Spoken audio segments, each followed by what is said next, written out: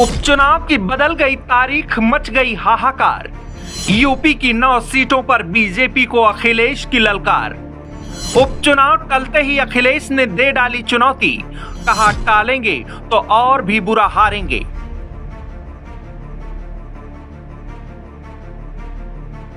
देश भर में उपचुनाव की तारीखों के ऐलान के बाद यूपी की 9 विधानसभा सीटों पर भी महाजंग की तैयारी हो चुकी है। ये जंग साख की है, इसलिए सभी सियासी दलों की तरफ से सबसे सामर्थ्यवान सिपाही को मैदान में उतारा गया है। लेकिन अब इस सियासी समर में कुछ दिनों का ब्रेक लग गया है। उपचुनाव के लिए जो तारीख मुकर्रर की गई थी, उसे फिलहाल के लिए चुनाव आयोग की तरफ से टाल दिया गया है। चुनाव आयोग की तरफ से उपचुनाव की तारीखों में बदलाव किया गया तो विपक्ष सरकार पर हमलावर हो गया। सपा प्रमुख अखिलेश यादव ने बीजेपी को निशाने पर लेते हुए एक्स पर पोस्ट किया, जिसमें उन्होंने लिखा, टालेंगे तो और भी बुरा हारेंगे। पहले मिल्कीपुर का उपचुनाव टाला, अब बाकी सीटों के उपचुनाव की तारीख। भाजपा इतनी कमजोर कभी ना थी।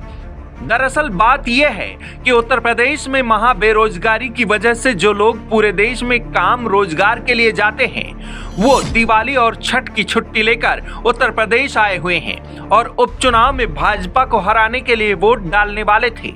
जैसे ही भाजपा को इसकी भनक लगी तो उसने उपचुनावों को आगे खिसका दिया, जिससे लोगों की छुट्टी खत्म हो जाए और वो बिना वोट डाले ही वापस चले जाएं। ये भाजपा की पुरानी चाल है, हारेंगे तो टालेंगे।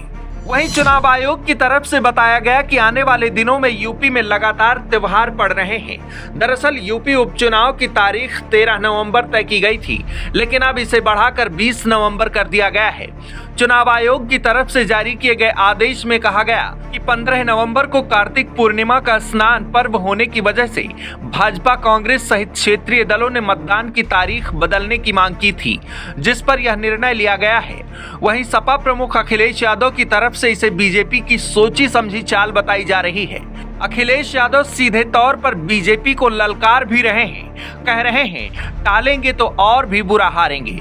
अखिलेश का बीजेपी पर आरोप है कि उपचुनाव की तारीखों को इसलिए टाल दिया गया है ताकि दिवाली और छठ पर छुट्टी लेकर आने वाले वोट न डाल पाए।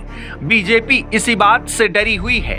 बता दें कि सपा ने यूपी की सभी 9 सीटों पर अपने प्रत्याशी उतारे हैं। न सिर्फ सपा बल्कि सभी सियासी दलों की तरफ से मुद्दों और समीकरणों के हिसाब से चेहरों का चुनाव किया गया है। हालांकि तारीखों में बदलाव के बाद इसका सियासी हानि लाभ क्या होगा, ये आने वाला वक्त ही तय करेगा। डेस्क रिपोर्ट, आज की खबर।